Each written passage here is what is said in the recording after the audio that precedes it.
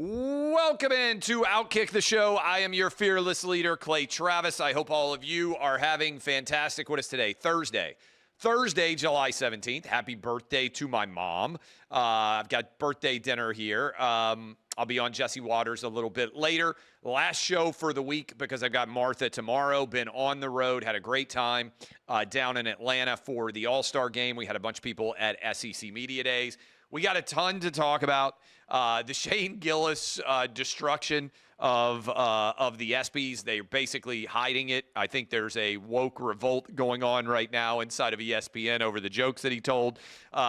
We've got Mamdani surging, even though he actually doesn't believe that you should be able to own private property in this country. Joe Scarborough, of all people, makes a good point about Jeffrey Epstein. We will discuss Nick Saban. Could he come back to coaching? That's probably the best story that came out of SEC Media Days. PBS and NPR, for the first time ever, have their taxpayer-funded dollars pulled. And CBS News sets a new standard for wussdom with one of their reporters and his reaction to the Trump assassination attempt in Butler on July 13th. But we begin with what I think was actually a significant cultural moment. I'm not sure how it's going to play out inside of ESPN because I guarantee you the usual identity politics suspects are furious. Not much of Shane Gillis's monologue has been shared by ESPN, at least on their social accounts last night and earlier in the day. I got back late last night from Atlanta, and I was planning on watching the monologue because I saw everybody reacting to it on social media. Went on ESPN.com, and I couldn't find it. I don't know if they now have posted it after I pointed out that they were basically not sharing any of his jokes. But we have a series of jokes. I'm going to pick a few of them to play and explain why I think it's more than just the jokes. It's who was allowed to be made fun of. And so let's start here with what I thought was the funniest joke. I'm going to give the guys time to pull it up. The fake WNBA player joke. I'm giving it away a little bit, but because I want to make sure we play the right clip. Shane Gillis gives a shout out to a woman in the crowd, says that she is a 4-time NBA All-Star. This is what it looked and sounded like. 4-time WNBA All-Star Brittany Hicks is here. Give it up for Brittany, everybody. I'm joking around. That's my friend's wife. I knew none of you knew WNBA players. That's crazy. You clap for that. All right. Pro tip going forward. If the joke is what somebody looks like, we should have a still photograph of the person getting made fun of as if it were actually a WNBA player. The joke, of course, is nobody actually has any idea who the WNBA players are. That was just, as Shane Gillis said, that was just the wife of one of his buddies. Looked a little bit like Karine Jean-Pierre if you didn't actually see the video. But the joke is that everybody thought, oh, that must be a WNBA player, 4-time All-Star. They didn't actually have any idea about it at all. A couple of other jokes that are out there. This was the Caitlin Clark joke, Waffle House involved. Enjoy. It's a big year for the WNBA. I love Caitlin Clark. Yeah, hell yeah. Caitlin Clark, she and I have a lot in common. We're both whites from the Midwest who have nailed a bunch of threes.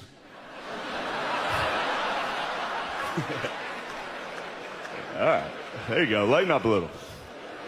This is not serious. We'll see about this one. When Caitlin Clark retires from the WNBA, she's going to work at a Waffle House so she can continue doing what she loves most, fist-fighting black women.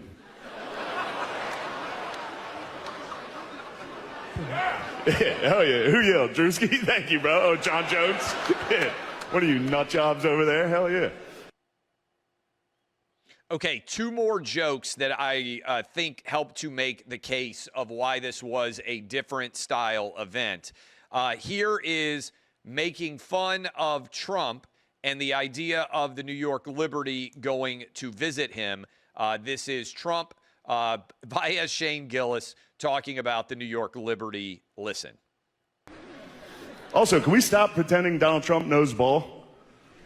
It's like a weird thing where they're like, man, he loves sport. He doesn't know anything about sports. Every time a team comes and visits the White House, he's like, and you must be the guy who catches.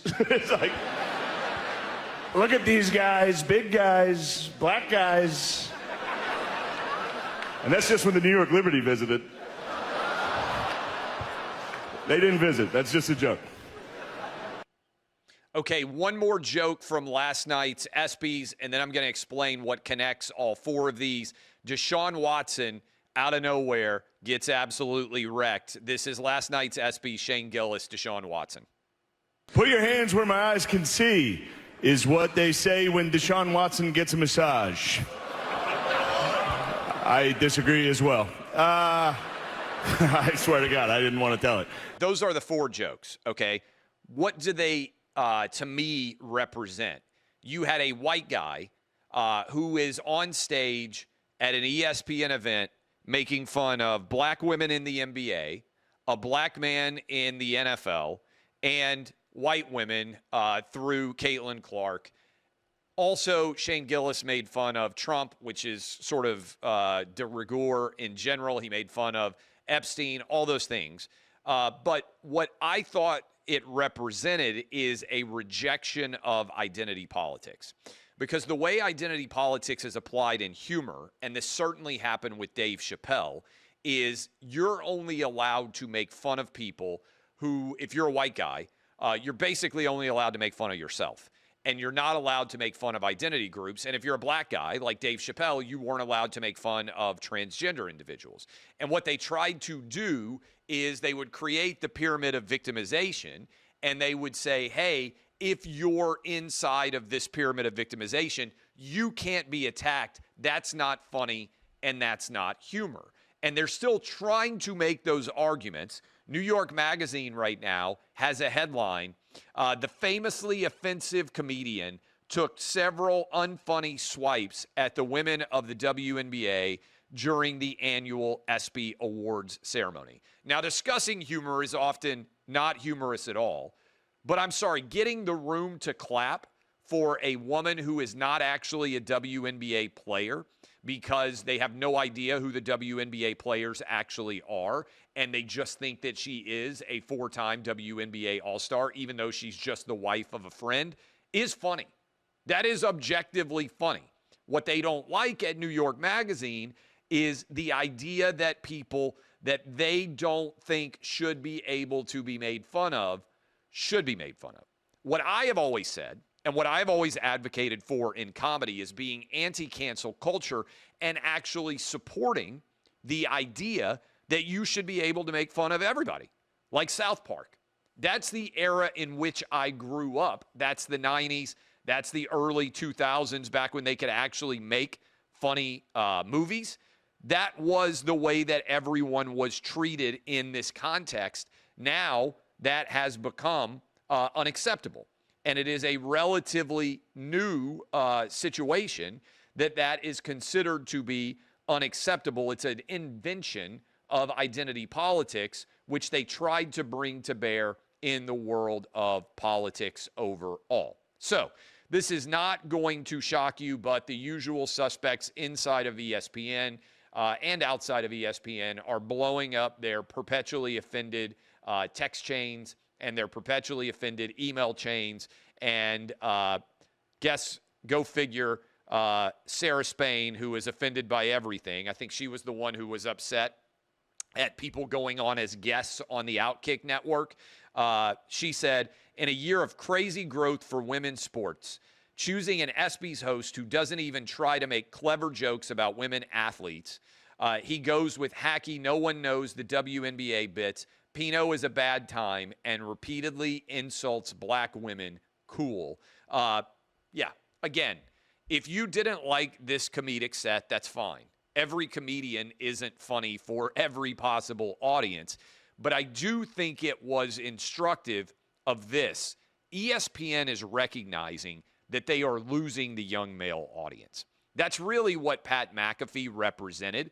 because throughout its whole history, ESPN said, hey, we can make stars from inside of the company. We don't have to worry about the external arena. And then they suddenly realized that no young people were watching and consuming ESPN content, so they went and did a licensing deal with Pat McAfee and brought him in as an attempt to try to reach younger male viewers. That Shane Gillis is 100% also an attempt to get younger male viewers. The problem is younger male viewers are not woke. White, black, Asian, Hispanic. Young men are overwhelmingly rejecting this woke identity politics era. Jason Whitlock had a good tweet up about this a little bit earlier.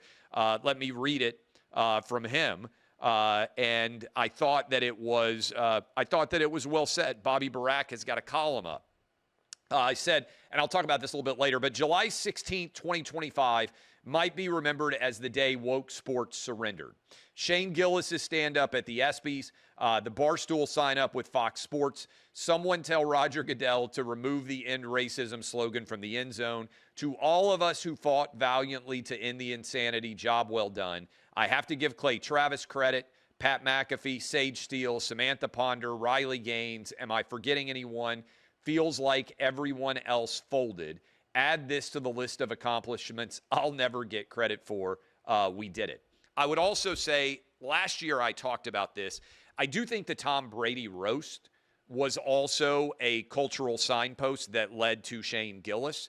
And I do think that the larger context here is the culture war has been lost by the woke universe. And honestly, this is what my entire new book is about, called Balls, which will be out on the 1-year anniversary of the Trump election.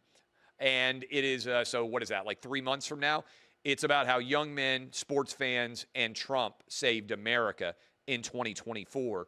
And it spends a great deal of time talking about this entire situation. So I do think cultural signposts matter. I understand people say it's a comedian. What do I care? Who a comedian is allowed to make fun of and who is allowed to be the butt of jokes is hugely important in the larger culture. My argument, some people disagree, is that everybody should be fair game. Everybody should be able to be mocked and ridiculed. You can mock and ridicule me. Trust me, plenty of people do it. I don't care what your race or your gender or your voting habits or ethnicity is. Be funny. That's the charge. I thought several of Shane Gillis's jokes were funny. Some of them weren't.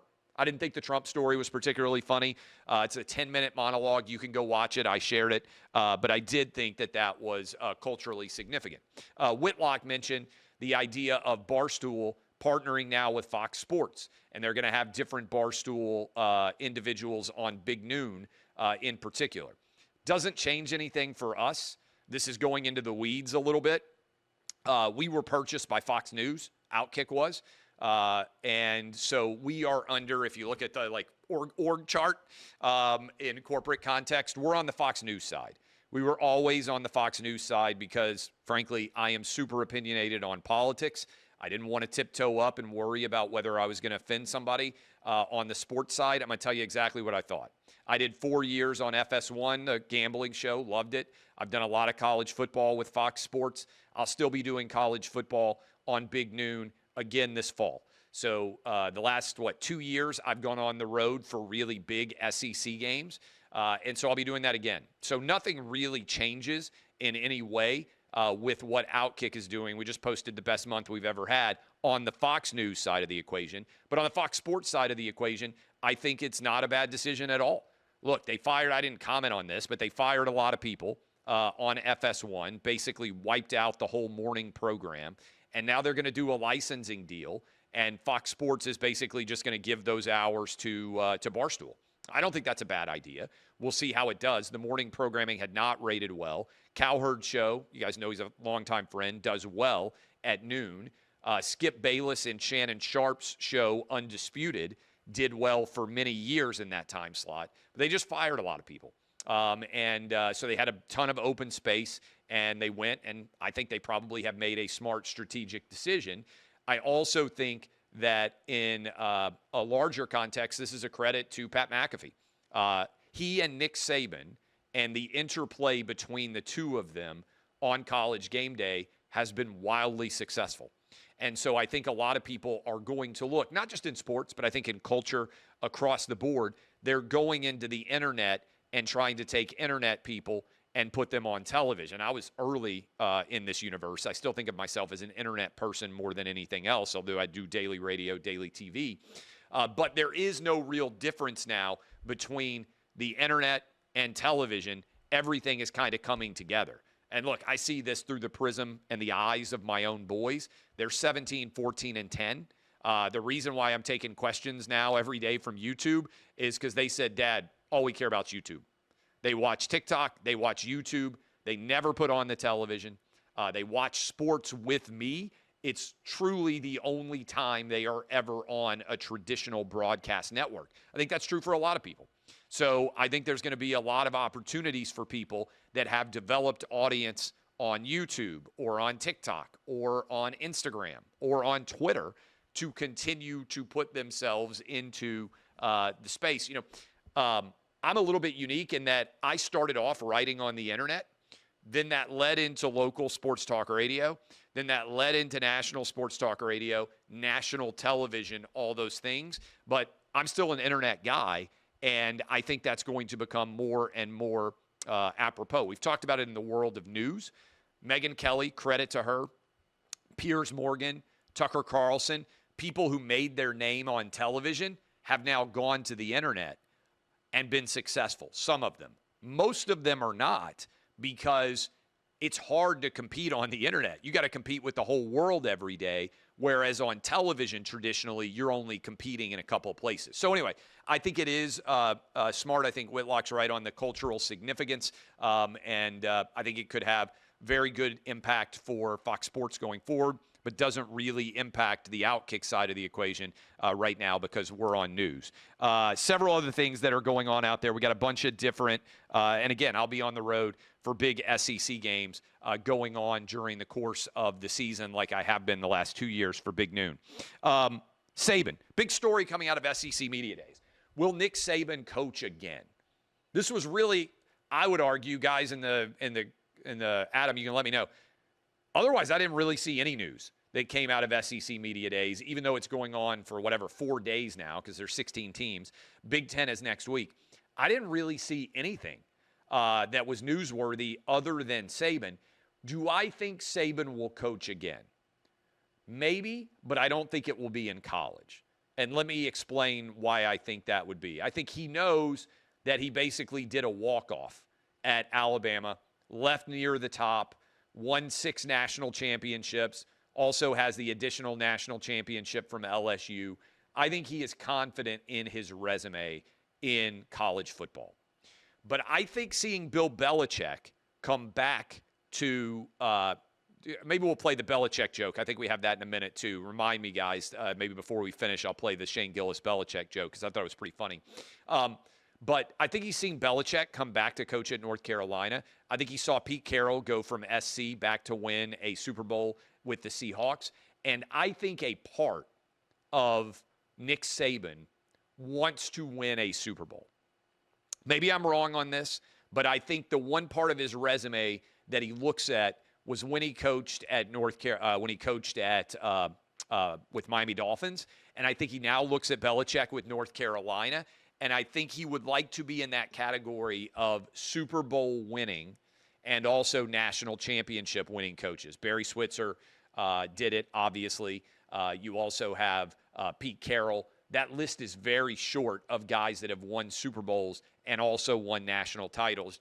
Jimmy Johnson in college football in the NFL. So I think a part of him would like to win a Super Bowl. But the only way I can see him going back, and I think he learned this the hard way, is if he has a top 5 quarterback. I think he would need Joe Burrow. It doesn't work out with the Cincinnati Bengals, or some other scenario where somebody with a really good quarterback, like if Andy Reid decided to hang it up, I think Nick Saban would say, hey, I would love to coach Patrick Mahomes. If Harbaugh left with the Ravens, maybe he would like to have Lamar Jackson, if Josh Allen suddenly needed a coach with the Buffalo Bills, I only think Saban would go back for a top 5 quarterback because I think he believes he's every bit as good of a coach as Belichick. And I think what's happened with Belichick since Brady left is Belichick's a sub-500 NFL coach.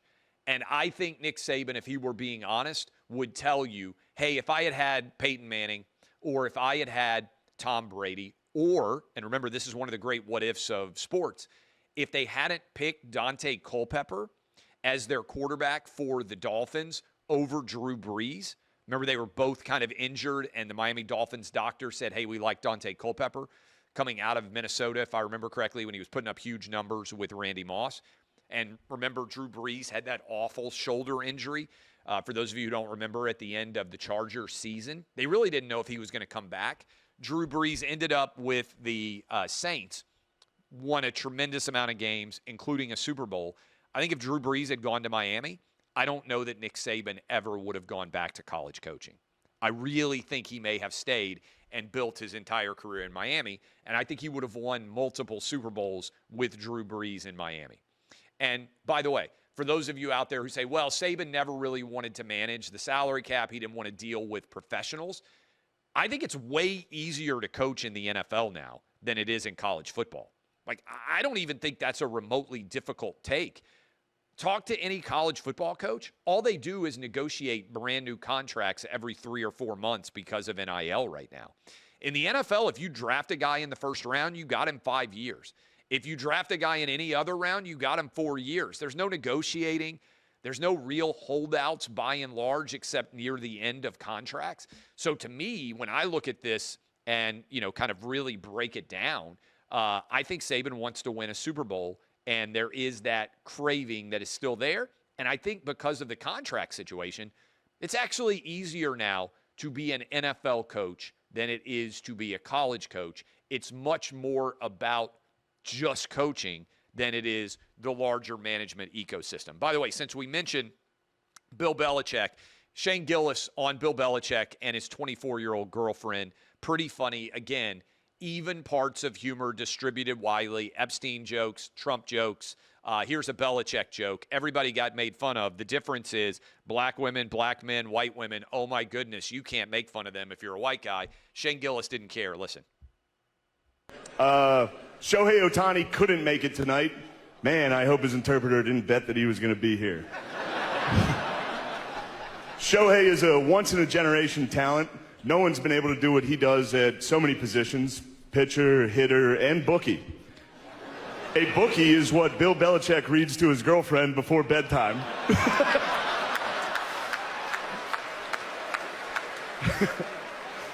They do. They read The Very Horny Caterpillar, The Little Engine That Could But Needed a Pill First, and of course, the classic Goodnight Boobs.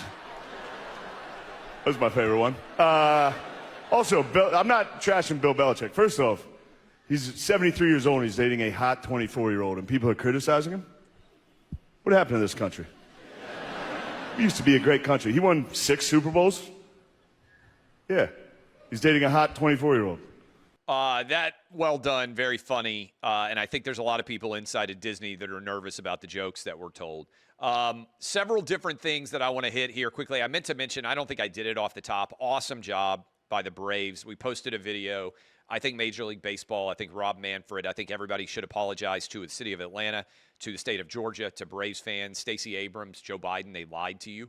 The number of voters actually increased in 2022 and 2024 after they secured the overall voting rights deal there. And so, but I loved it. Awesome time at the Braves. Stayed at the Omni Hotel, for those of you who have not, where you can have a balcony looking out over the stadium. We had a bunch of fun. People come hang out. A lot of drinks on the balcony. I loved the ending with the home run derby and the way it played out. And I just thought it was fabulous. And so props to the Braves for putting on a great event. Major League Baseball, shame on you for not apologizing. I know there was a viral clip out there of some crazy former Deadspin reporter trying to go woke left wing in the way that she was covering it. I thought that Pat McAfee handled that well. But I do think it would be erased, all of this story, if Rob Manfred would just come out and say, you know what, I got this wrong. But so far, he has not been willing to do that. Okay, several different stories out there. Let's hit this. I give credit. I don't know if this has ever happened before. Joe Scarborough on MSNBC, Morning Joe. He is talking with a left-wing congressman about the Epstein case. And he says, if you care about the Epstein files and the Epstein case so much, why not have done something during the 4 years when Democrats were in control from 2021 to 2025? It's a valid question. It's a good question. And this is what it sounded like when this congressman had no idea how to answer the question. Listen. Why is this important? Because the sexual abuse of young people and children is a crisis throughout our society. There's, of course, the church scandal, or many church scandals. There's what happened at Michigan State. There's what happened at Ohio State. But Congressman, you could have gotten that from 21 to 25 when Democrats controlled the DOJ. Why? It was a crisis then. It's a crisis now. Why didn't Democrats call for it from 21 to 25? So, I mean, you'd have to go back and look specifically at particular prosecutorial decisions and what was taking place in terms of the other cases. So I don't know. We could try to reconstruct that record. I would not, by the way, do a special counsel. I would have Pam Bondi. I would have FBI AG Pam Bondi, FBI Director Kash Patel, stand up, answer a bunch of questions. I would release as many documents as I possibly could. We had Alan Dershowitz on the program. He told a great amount of detail because he repped Jeffrey Epstein as a defense attorney back in the day. If you haven't listened to that, I'll share it at some point from my social media accounts. But Professor Alan Dershowitz of Harvard really laid out in, I thought, fairly good detail a lot of what he knew about the Epstein investigation, both starting in 2005 and who was named and what were the allegations and all of those aspects of that process in general. Several other different clips. This one is, well, let me just say this. I think I said this off the top. For basically since Reagan, as long as my whole life has been going on, Republicans have said, why are we giving taxpayer money to PBS? Why are we giving taxpayer money to NPR? And yet every single year it happens. Finally, it looks like that money's going to be pulled. And look, we compete with NPR every single day. We're on 555 nationwide radio stations. I think NPR is on roughly the same number of NPR stations, maybe a lot more even. Why should they? I think they're more. I think they're closer to 1,000. We compete with them in many different markets. Why should they get taxpayer dollars? We don't get taxpayer dollars. I think in the marketplace, you should compete. For PBS, I don't think there's any lack of kids programming now. Maybe back in the 70s and 80s when there were only 4 or 5 stations, it was important to do PBS to support Sesame Street and shows like that. There has never been more children's programming being created on a yearly basis than what is going on right now with Netflix, with Amazon, with all of these different companies. To me, it is a no-brainer to jump and pull those dollars and say just compete fairly in the open marketplace. NPR is a politically left-wing organization. And if you are a left-wing organization, that's fine. You should compete in the marketplace of ideas against me, against everybody else, sports talk radio, music. But you shouldn't get taxpayer dollars. We don't get taxpayer dollars on news and opinion programming. We don't get it on sports programming. We don't get it on radio music programming. Why should you get it there? It doesn't make any sense to me. So I think this is the right call, another good win.